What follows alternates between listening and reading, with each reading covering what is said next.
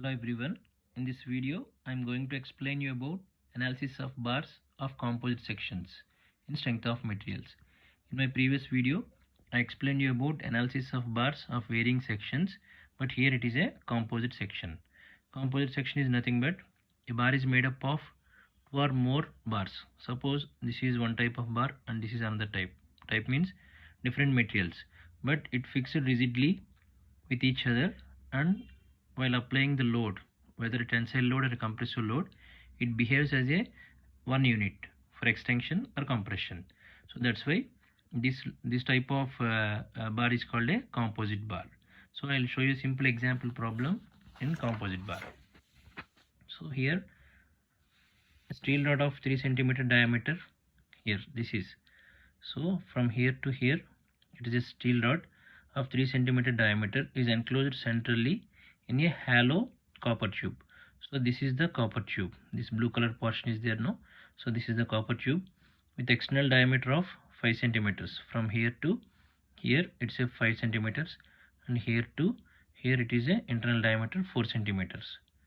Okay, so this is a composite bar, and the axial pull, the load is applied here in the axial direction, axial pull, nothing but tensile load, that is 45,000 newtons.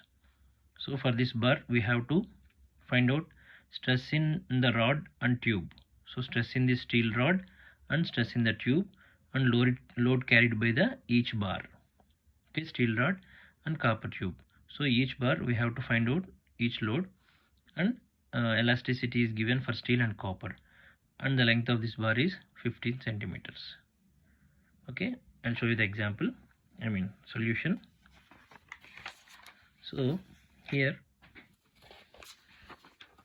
given diameter is steel rod 3 centimeters, I converted it as mm, and area of the steel rod formula pi by 4 d square.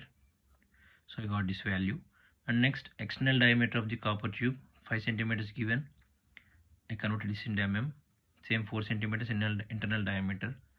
So area of this hollow tube formula pi by 4 external diameter capital D minus small d square. So I got this value. And next, axial pull of the composite bar is given, and length of each bar is given, and Young's modulus of Young's modulus for steel is given, and copper is given. So we have to find out stress in the rod and tube.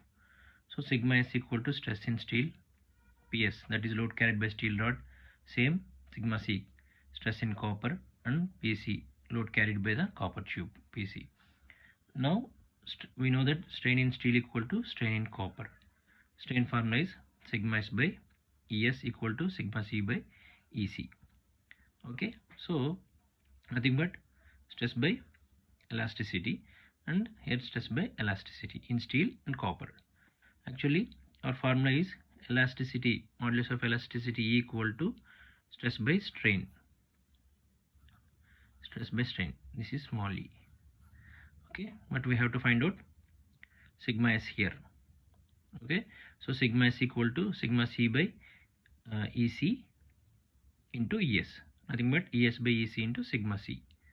Okay, I wrote the values.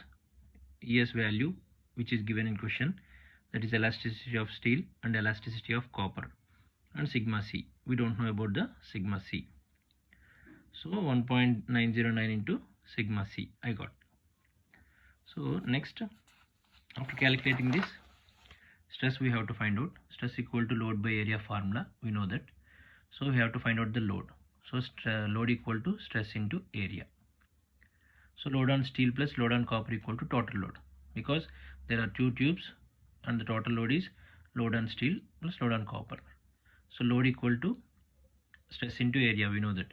So stress in steel into area plus stress in copper into area equal to total load P.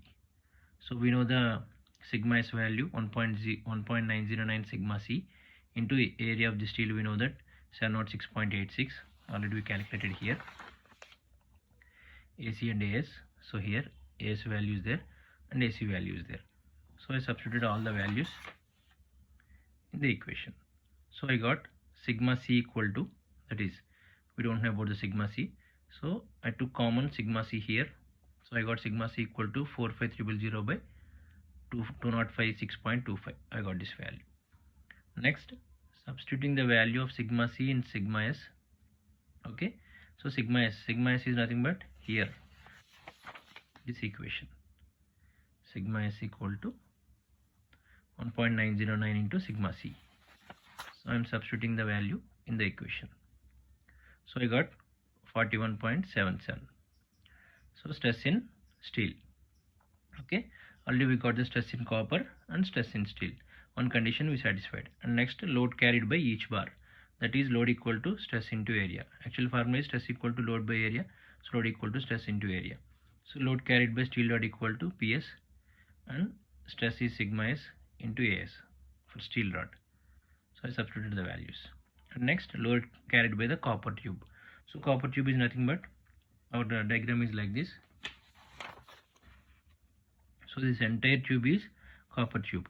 In this tube, steel rod is there. So I am deducting from this copper tube to steel rod. That's why I am subtracting. The total load is 45300 minus this steel rod load. So I got remaining load, that is copper tube load. I hope you understood this. Thank you so much. Thanks for watching.